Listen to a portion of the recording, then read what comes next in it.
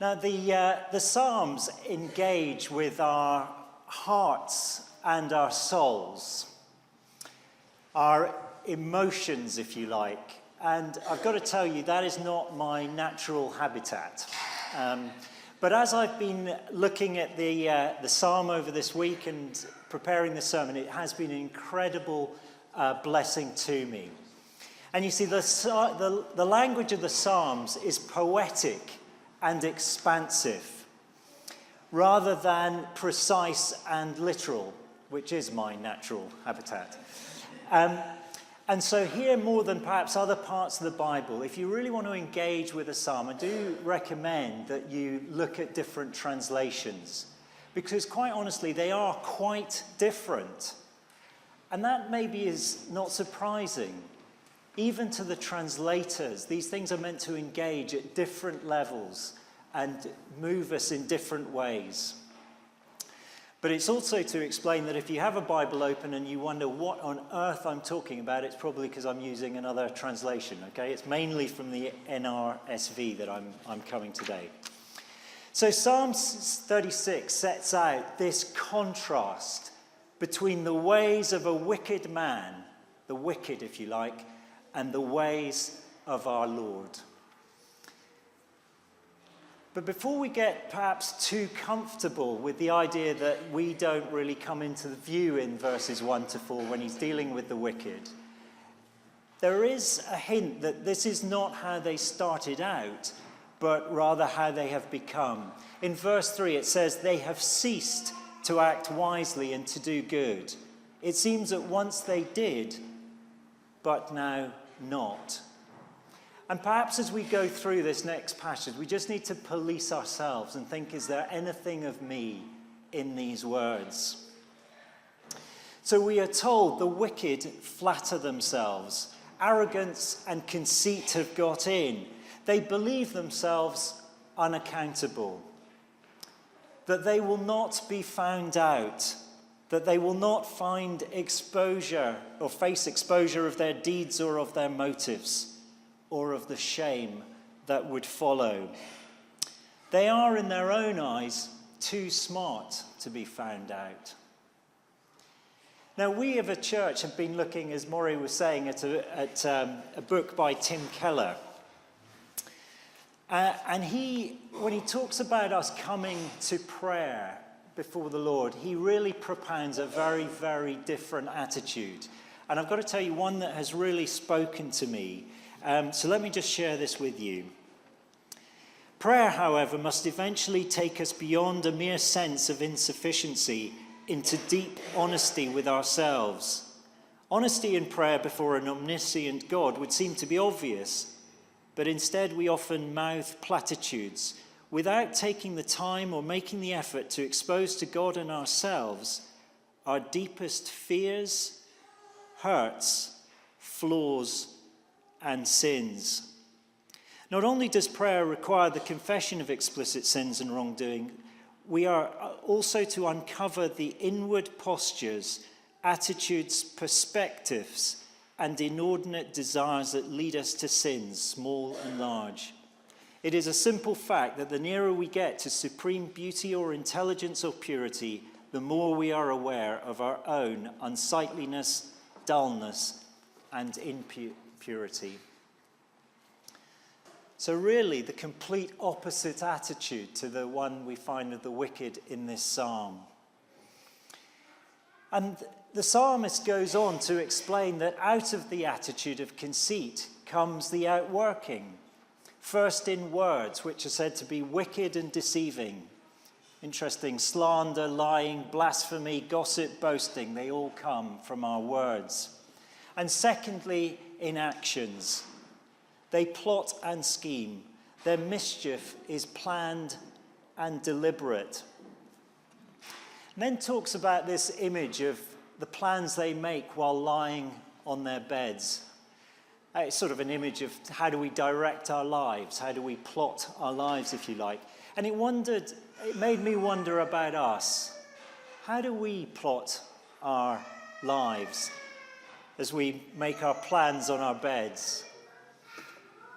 How are we directing our potential and our creativity? Is it wisely and to do good, or is it self-centeredly and selfishly? So the wicked, we're told, it starts from this. It starts from the fact that they lack a fear of God.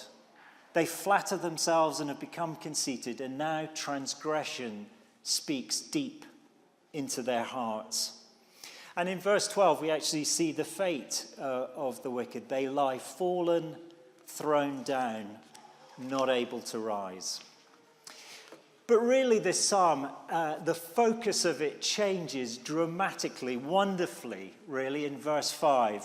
And the focus changes to the Lord. And the psalmist starts with 4 wonderful qualities of God: steadfast love, faithfulness, righteousness, and justice. You see, these are the characteristics of our God. And these are the reason we can have confidence, we can have hope, we can have joy. And actually, it's the reason why we can come, like Tim Keller says, to our God in prayer. We can come open, vulnerable, naked. You know, I've been thinking about this naked thing. In the Bible, it was the sort of sign of how God realized something had gone wrong in the relationship. Who told you you were naked? And David danced naked in front of the Lord. And I've always thought that's slightly odd. Actually, I'm not suggesting we all get naked. I'm just suggesting that before I'm sorry. I am just saying that actually our natural relationship before God is one of total openness. No barriers, nothing in between. And that's how we should come to prayer. And we can have confidence because we come to a loving and a faithful, a just and a righteous God. And this description of God's character is like some mighty temple. I have this picture in my mind of this humongous temple, and it's one that bestrides the earth. There is nowhere on this world that you cannot see it. And it is built on these 4 huge pillars. These pillars are massive and powerful and ageless and indestructible. And each one is named. The first one is named faithfulness. It will never let you go down. It is constant. God is faithful to his promises. He is faithful to you. No matter how unfaithful we are, God is faithful to us. And if you want evidence of that, just consider the cross. The second pillar has the name righteousness. It's about purity, integrity, abiding by God's own perfect standards, totally right. The third is justice.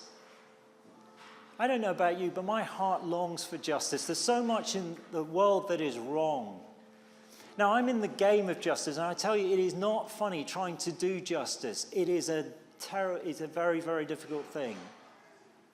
But the wonder of Christian faith is that we have one who is right, who will do right.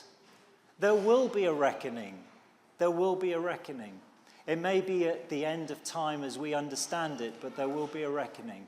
Because our God, at the heart of our earth, there is one who believes in justice. But of these pillars, the one that the psalmist concentrates out and picks out 3 times in verses 5, 7, and 10 is God's love. His loving kindness, his steadfast love, unfailing love. The attitude of love that contains mercy. Now, I did a little research on this, and the Hebrew word is chesed. Now, I have no idea if that's the right pronunciation, but we'll go with that if you don't mind. Chesed is one of the most important words in the Hebrew Old Testament. Love is a covenant word, and God is love. The term is closely related to the forgiveness of sins. God was obviously in a covenant relationship with Israel and expressed this relationship in Chesed, which was eternal. Chesed does not necessarily involve a covenant, nor does it necessarily mean fidelity to a covenant. It is more the attitude of love which contains mercy. And of course, this is Palm Sunday and the beginning of the Easter week. People call that the Passion, the events of this week, the Passion. But of course, the Passion is really God's outworking of his Chesed love.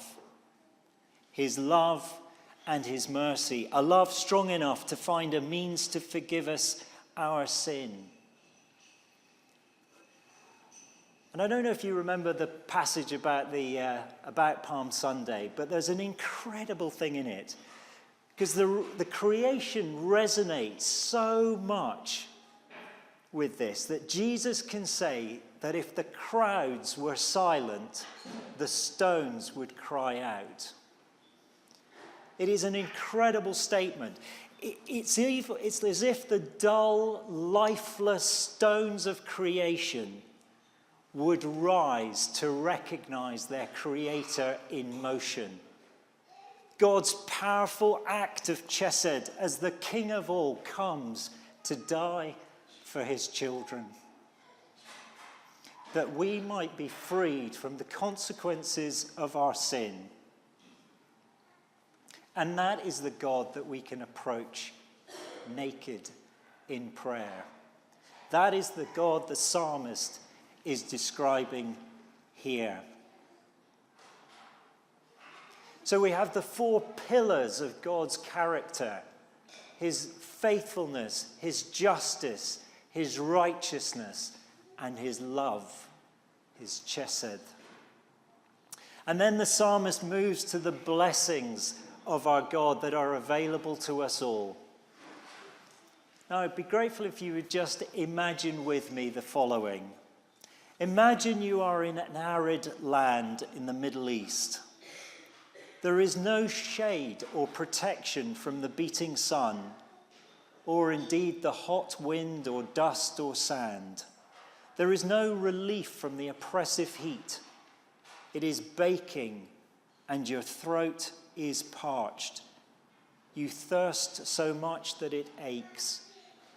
And it's not safe in this land. There are threats around. But then you come across a great house. It's white. It's cool. It's a place of welcome and safety, of shelter and of shade.